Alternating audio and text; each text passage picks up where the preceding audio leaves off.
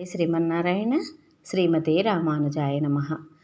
ఈరోజు మంచి మాటగా అన్నం పరబ్రహ్మ స్వరూపమని తెలుసుకుందాము. ఆ కొన్న కూడే అమృతము అని సుమతి శతకకర్త పేర్కొన్నాడు. ఒక్క పూట అన్నం లేకపోతే మనం ఆకలితో నకనకలాడవలసిందే.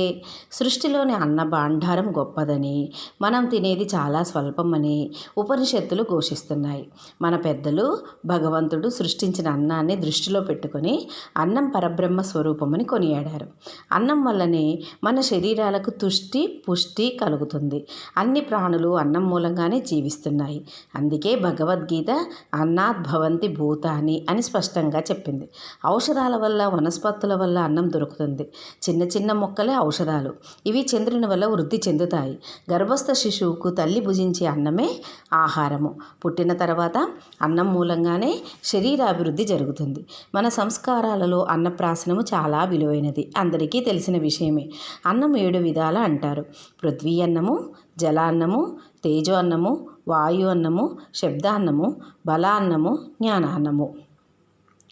యదన్నం తన్మనః. మనం తినే అన్నాన్ని పట్టి మనసు ఏర్పడుతుంది. ఈ మనస్సే బంధమోక్షాలకు కారణమవుతుంది. కనుకనే అన్నాన్ని అవసరమైతే పరీక్షించి పరిశుద్ధమైన దాన్ని మాత్రమే స్వీకరించాలి. పూర్వము ఉదంక మహర్షి ఒకరోజు పౌష్య మహారాజు ఇంటికి అతిథిగా వచ్చాడు. భోజనంలో వెంట్రుక కనిపించింది.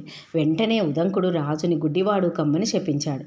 మనం భుజించినా ఇతరులకు పెట్టినా అన్నాన్ని మొదట పరీక్షించి పెట్టాలనే నియమం దీనివల్ల అవగతం అవుతుంది.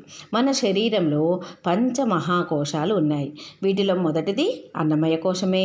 అన్నమయ కోశముకి కంటే ప్రాణమయ కోశము, ప్రాణమయ కోశం కంటే మనోమయ కోశము, మనోమయ కోశం కంటే విజ్ఞానమయ కోశము, విజ్ఞానమయ కోశం కంటే ఆనందమయ కోశము సూక్ష్మమైనవి.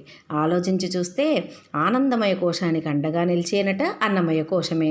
ఈ అన్నం సాత్వికము, రాజసము, తామసము అని 3 రకాలైన అన్నాన్ని భుజించడం వలన మనసులో 3 రకాలైన గుణాలు ప్రవేశిస్తాయి. అవే సత్వగుణం, రజోగుణం, తమోగుణం అనేవి. ఈ 3 సత్వగుణమే శ్రేష్టమైంది. అన్నం మన మీద చూపే ప్రభావం ఇంతింతా కాదు. మనకు తెలిసినా తెలియకపోయినా అన్న దోషము మనల్ని కూడా దోషుల్ని చేస్తుంది. సాధువు ఒక ఆయన ఒక గృహస్థుని కోరిక మేరకు అతని ఇంటికి అతిథిగా వెళ్ళాడు. గృహస్థుడు అతనికి షట్రసోపేతమైన భోజనం పెట్టాడు. భోజనం చేశాక చేయి కడుక్కోవడానికి గృహస్థుడు వెండి చెంబుతో నీళ్ళిచ్చాడు. సాధువు వెండి చెంబును తన సంచిలో వేసుకుని ఎవరికి అనుమానం రాకుండా అక్కడి నుండి నిష్క్రమించాడు. కొంత దూరం వెళ్ళిన తర్వాత అతనికి దొంగతనం చేశానన్న విషయం బాధ పెట్టసాగింది.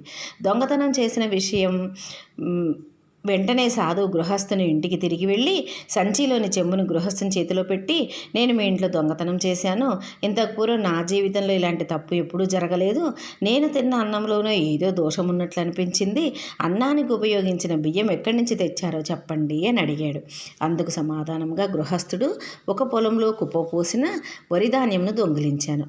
ఆ ధాన్యం నుంచి వచ్చిన బియ్యంతోనే ఈ అన్నం వడ్డించాను. ఇదే నేను చేసిన దోషమని తెలియజేశాడు. చూసారా, అన్నదోషం ఎలా పుణ్యంతో సంపాదించిన అన్నమే పుష్టికి కారణం అన్నమాట. దీన్ని మరవరాదు. ఆ కొన్న కూడే అమృతము, తా కొందక నిచ్చువాడే దాత ధరిత్రిన్, సోకూర్చువాడే మనుజుడు, తేకువ గలవాడే వంశతిలుకుడు సుమతి. ఈ భూమి మీద బాగా ఆకలి వేసినప్పుడు తిన్న అన్నమే అమృతము.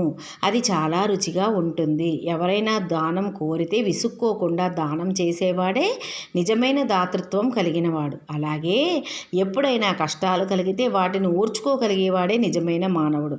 ధైర్యం ఉన్నవాడే వంశానికి మంచి పేరు తేగలుగుతాడు.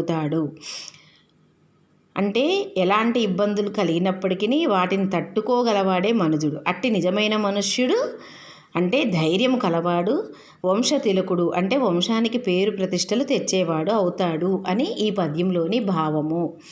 కనుక మనందరం కూడా అన్నం గురించి తెలుసుకున్నాము కాబట్టి దాని విలువను తెలిసి మనందరం కూడా మసులుకొని మనం కీర్తి ప్రతిష్టలు పొందుతాము. జై శ్రీమన్నారాయణ. కొనకళ్ళ సంధ్యారాణి.